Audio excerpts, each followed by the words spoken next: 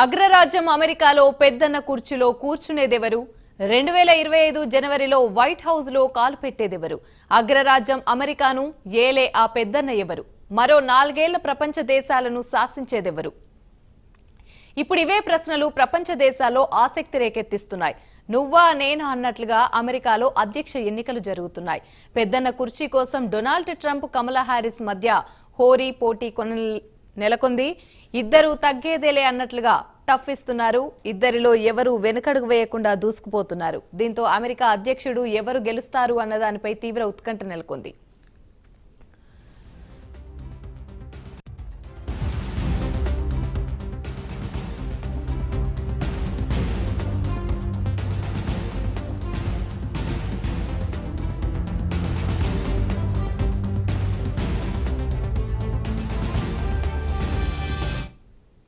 యావత్ ప్రపంచం ఆసక్తిగా ఎదురు చూస్తున్న అమెరికా అధ్యక్ష ఎన్నికల ఫలితాలు వెలువడుతున్నాయి.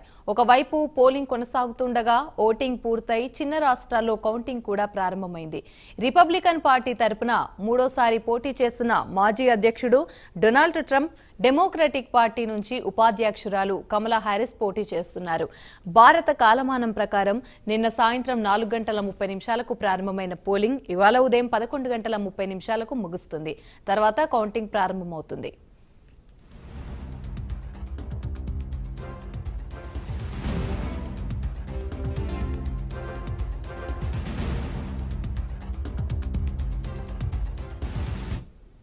కొన్ని రాష్ట్రాల్లో ట్రంప్ పైచేయి సాధిస్తే మరికొన్ని రాష్ట్రాల్లో కమలాదే పైచేయి అవుతుంది. ఇద్దరి మధ్య విజయం దోబూచులాడుతున్నట్లుగా అమెరికా అధ్యక్ష ఎన్నికలు హోరాహోరీగా కొనసాగుతున్నాయి. అమెరికా చరిత్రలో ఎన్నికల పోలింగ్ కొనసాగుతుంది. ఓవైపు హోరాహోరీగా పోలింగ్ కొనసాగుతుండగా మరోవైపు అంతే స్పీడ్గా రిజల్ట్స్ కూడా వచ్చేస్తున్నాయి.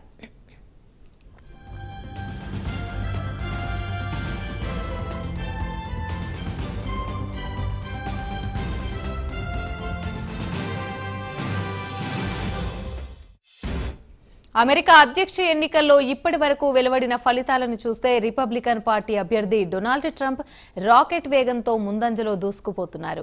ఆయన ప్రత్యర్థి డెమోక్రటిక్ పార్టీ అభ్యర్థి కమలా హారిస్ కాస్త వెనుకబడ్డారు. ఇప్పటి వరకు వెలువడిన ఫలితాల సరళిని చూస్తే ట్రంప్ దాదాపు 20 రాష్ట్రాల్లో విజయం సాధించగా ప్రత్యర్థి కమలా హారిస్ 11 రాష్ట్రాల్లో విజయం సాధించారు. ట్రంప్ విక్టరీ సాధించిన రాష్ట్రాలను పరిశీలిస్తే Oklahoma, Missouri, Indiana, Kentucky, Tennessee, Alabama, Florida, West Virginia, దక్షిణ కరోలినా, ఆర్కాన్సాస్లలో రిపబ్లికన్లు స్పష్టమైన ఆధిక్యం సాధించారు. దీంతో ట్రంప్కు దాదాపు 198 ఎలక్టోరల్ ఓట్లను సాధించారు. ఇల్లినోయాలోని 8వ కాంగ్రెషనల్ డిస్ట్రిక్ట్ నుంచి భారత అమెరికన్ డెమోక్రటిక్ అభ్యర్థి రాజా కృష్ణమూర్తి గెలుపొందారు. 2017 నుంచి ఆయన ఇక్కడ విజయం సాధిస్తున్నారు.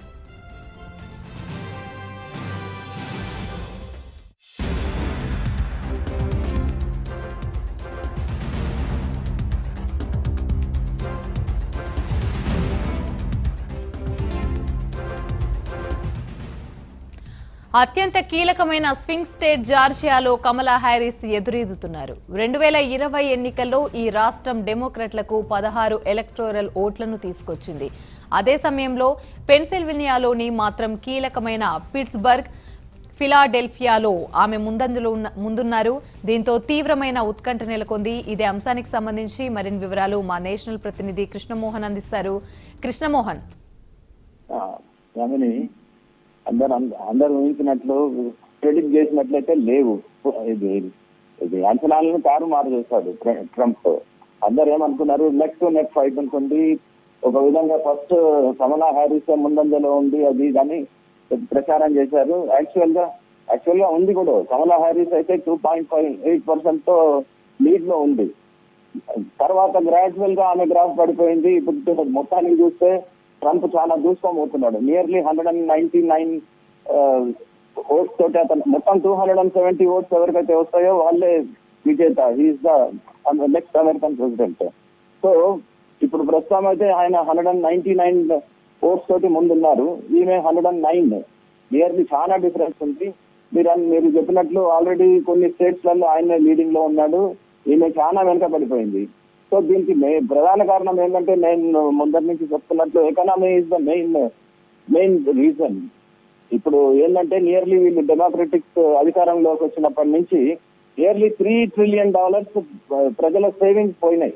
అంటే అంత ఖర్చులు విపరీతంగా పెరిగిపోయినాయి. సామాన్యుడు లబోదిబో అంటున్నాడు, మా సేవింగ్స్ అన్ని పోయినాయి, ఇన్ఫ్లేషన్ విపరీతంగా పెరిగిపోయింది, మేము మా సేవింగ్స్ అన్ని పోయినాయి. నియర్లీ $3 trillion అంటే మన ఇండియన్ కరెన్సీ ప్రకారం లెక్కేసుకుంటే నియర్లీ 300 లక్షల కోట్ల ప్రజాధనం అంతా వృధా అయిపోయింది. వాళ్ళ సేవింగ్స్ హార్డ్ అండ్ మనీ పోయింది. అందుకే జనాలు ఏంటంటే ప్రజలు బైడెన్ ప్రభుత్వం మీద ఆగ్రహంతో ఉన్నారనేది స్పష్టంగా తెలుస్తుంది. ఇంకా మోస్ట్ ప్రాబబ్లీ ఇంకా ఎలక్షన్స్ కూడా అయిపోయినాయి, పోలింగ్ కూడా విత్ ఇన్ అవర్ లో అయిపోతుంది. అరిజోనా అండ్ నవేడాలో ఇంకొక గంటలో అయిపోతుంది అక్కడ ఇది పోలింగ్. ఆ 7 మీరు అన్నారు కదా స్వింగ్ స్టేట్స్ లో, ఈ 2 స్టేట్స్ కూడా ఉన్నాయి. ఆ 7 స్వింగ్ స్టేట్స్ లో 5 స్టేట్స్ లో 3-2 మీద ఉంది. అంటే డెమోక్రటిక్ వాళ్ళు 3లో ముందంజలో ఉంటే ఈయన ట్రంప్ దీంట్లో ఉన్నాడు, 2 స్టేట్స్ వల్ల ముందున్నాడు. ఇంకా 2 స్వింగ్ స్టేట్స్ పోలింగ్ ఇంకొక 1 hour లో అయిపోతుండొచ్చు. ఇంకా అవి కూడా కౌంట్ చేసేస్తే క్లియర్ అయిపోద్ది. మొత్తానికి చూస్తే గాలి మాత్రం ట్రంప్ వైపే ఉందనేది స్పష్టంగా తెలుస్తుంది. దానిని